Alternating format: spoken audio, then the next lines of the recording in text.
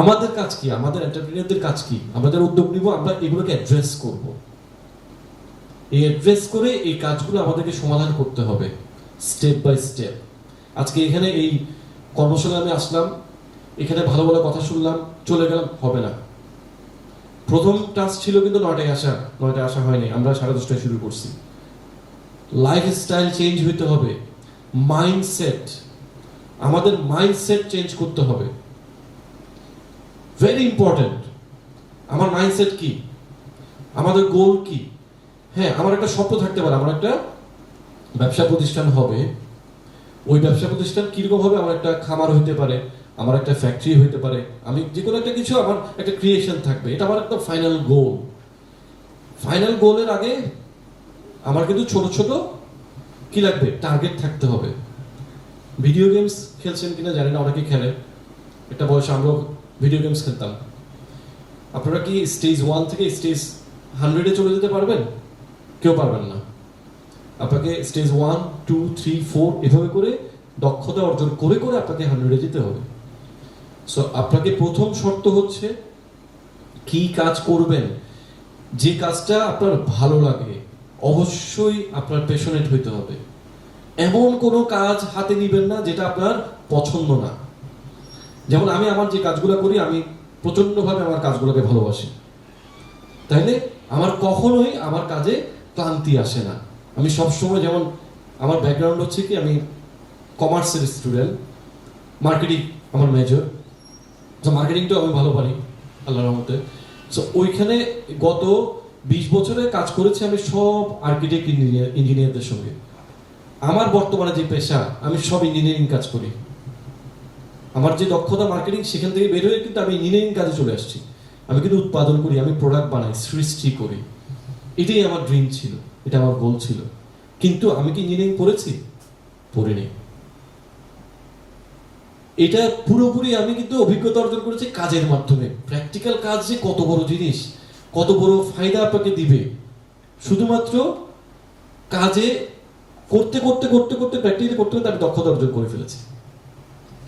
আবার ঘুরে আসছি, প্রথম শর্ত হচ্ছে আপনারা যে কাজটা করবেন সেই কাজটা সম্পর্কে যত ধরনের তথ্য আপনাদের দরকার সব আপনাকে সংগ্রহ করতেই হবে।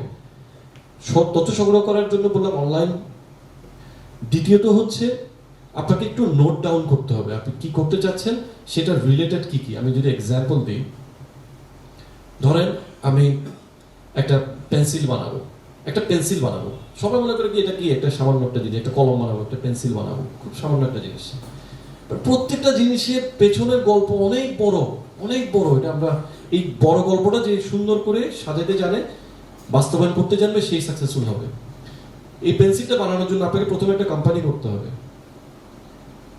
এটা একটা কাজ। পাশাপাশি ওই পেন্সিল বানানোর জন্য কি মেশিনারিজ লাগবে, সেই মেশিনারিজ দিয়েও আপনার মানে জ্ঞান অর্জন করতে হবে। ওই মেশিন কিভাবে চালাইতে হবে সেই ব্যাপারেও আপনাকে জ্ঞান অর্জন করতে হবে। ওই পেন্সিলের জন্য কি কাঁচামাল লাগবে সেই বিষয়ে আপনার দক্ষতা অর্জন করতে হবে। দক্ষতা অর্জন মানে কি, আপনি কি কাঁচামাল একজনের কাছে গেলেন, সে একটা ব্যবস্থা করে দিল, সেটাই হয়ে গেল, নাকি আপনি যাচাই বাছাই করে প্রোডাক্টটা কিনবেন। এর বাইরে আপনার যখন এই কাজের সঙ্গে যারা জড়িত আরো 8-10টা কোম্পানি বা 2-3টা কোম্পানি আপনাকে ভিজিট করতে হবে। এটা হচ্ছে আপনার তথ্য সংগ্রহের পদ্ধতি। এই তথ্যটা যদি সঠিক আপনি নেন, আরেকটু রিলেটেড কথা আমাকে বলতেই হবে। আমরা কিছু একটা করতে চাই, ওটার প্রতি আমরা অবসেসড হয়ে যাই, আমরা একটা টানেল ভিশনে চলে যাই, আমি এটা করব। ওটার আশেপাশের যে চ্যালেঞ্জগুলো আছে আমরা অবচেতন মনে ওগুলো আমরা কি করি, ইগনোর করি। আমরা ওগুলো দেখতে চাই না, ইচ্ছা করে দেখতে চাই না, না আমাকে এটা করতেই হবে, আমি এটা করে ফেলবো, আমি তো লাভ দেখতেছি।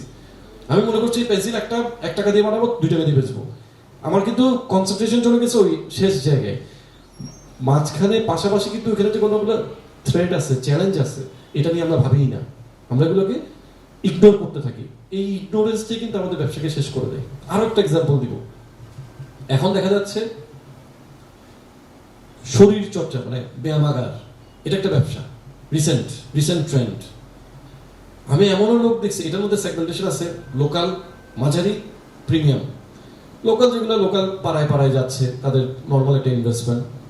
মাঝারি যেটা আছে তারা একটু পাড়ার থেকে বের হয়ে একটু আরেকটু বড় এলাকা নিয়ে করছে, মাঝারি যাদের ক্যাপাসিটি তাদেরকে নিয়ে করছে। আর প্রিমিয়াম যারা, তারা হিউজ ইনভেস্টমেন্ট করে তারা একটা প্রিমিয়াম ক্লাস্টার গ্রুপকে তারা টার্গেট করছে। এখানে আমার একটা কোশ্চেন আছে, কয়েকজনের সাথে আমি কথা বললাম, কেউ কেউ দেখা গেল 3 কোটি টাকা পর্যন্ত বিনিয়োগ করছে। আমি এটার সঙ্গে একমত হব না এই কারণে, আমরা যখন কোনো একটা বিনিয়োগ করি আমাদের ইনভেস্টমেন্ট রিটার্নের একটা টেনিউর আছে, সেটা কিন্তু ন্যূনতম 2 বছর, সর্বোচ্চ 5 বছর। তাহলে এই যে তথ্যগুলা আমরা কিন্তু সব কিন্তু বইয়ে দেওয়া আছে, বইয়ে কিন্তু সব সূত্রের কথা বলা আছে। আমরা জানি না কোন সূত্রটা কোন সময় কাজে লাগাইতে হবে। যে লোকটা জানে এই সূত্রটা আমাকে অমুক সময় কাজে লাগাইতে হবে, হি বিকাম সাকসেসফুল। একদম স্ট্রেট ফরওয়ার্ড কথা। সূত্র তো আমরা সব জানবো, কিন্তু কোনটা কখন কাজে লাগাবো এটা তো জানতে হবে আমার। সো এই যে 3 কোটি টাকা যে বিনিয়োগ করলো, আপনারা একটা ক্যালকুলেশন করে দেখেন, শুধু বিনিয়োগ করলে হবে না, ওই টাকা আপনার উঠে আসতে হবে। আপনি যদি মনে করেন, আমাদের মানুষের চিন্তা ভাবনা কি জানেন, কোনো একটা জিনিস নিলাম মনে হয় আজীবন, মনে হয় এটা আমাকে ফল দিবে। রং। কেউ আপনাকে আজীবন কিছু দিবে না। প্রত্যেকটা জিনিসের লাইফ সাইকেল আছে, প্রত্যেকটা জিনিসের চ্যালেঞ্জ আছে। 5 বছর পরে আরেকটা চ্যালেঞ্জ শুরু হবে ওই ব্যবসাতে। সো এটা যদি আপনি ক্যালকুলেশন করতে না জানেন, হবে না। আপনি যে প্রয়োজন অতিরিক্ত ব্যয় করে ফেলছেন, এটা আপনার না জানার কারণে হচ্ছে। আপনি 3 কোটি টাকা তুলতে হলে আপনাকে প্রতি মাসে আপনার ক্যাপিটাল রিটার্ন আসতে হবে। ক্যাপিটাল রিটার্ন আসার পরে আপনার যে মাসিক যে খরচ আছে সেই টাকাটাও আসতে হবে। তারপর আপনাকে একটা মিনিমাম প্রফিট করতে হবে। এগুলো আমরা যদি না করি, এগুলো আমরা কিন্তু করি না, আমরা করে ফেলছি। আরো এক্সাম্পল দিতে পারি, এই যে 3 কোটি টাকার সে জীবনে, এটা আমার ক্যালকুলেশন, এটা 5 বছরের টাকা উঠে আসে না। That is loss project. এমনি দেখা যাচ্ছে অনেক কিছু ফেসবুকে হুলস্থুল মার্কেটিং, ওটা তো আপনার বাড়তি খরচ, এটা আপনি করবেনই, আপনার ওই টাকা জীবনে উঠে আসবে না, কারণ আপনি হিসাব করেন না। একটা জিনিসের জন্য একটা নির্দিষ্ট পরিমাণ বাজেট থাকতে হবে, কত টাকা ইনভেস্ট করবো, কত টাকা আমি তুলে আনবো। এই তথ্যগুলো ছাড়া, এটার জন্য অনেকে বলতে পারেন যে আমার তো শিক্ষাগত যোগ্যতা নেই।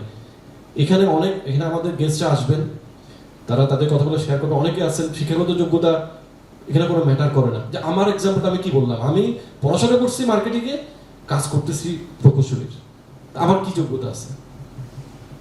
সো দক্ষতা, অভিজ্ঞতা হচ্ছে ইম্পর্টেন্ট, নিজের বুদ্ধি হচ্ছে সবচেয়ে বড় ইম্পর্টেন্ট। আমাকে অনেক বেশি গভীরে যেতে হবে, যে কোনো বিষয় নিয়ে অনেক গভীরে যেতে হবে, এবং পজিটিভ মাইন্ড নিয়ে যেতে হবে, এবং নেগেটিভগুলো চিন্তা করতে হবে। আমার মানসিকতা থাকবে পজিটিভ, মাইন্ডসেট থাকবে পজিটিভ, কিন্তু নেগেটিভ জিনিসগুলোকে আমার নিতে হবে। কি কি কারণে আমার সমস্যা হইতে পারে। যেমন আরেকটা এক্সাম্পল দিই,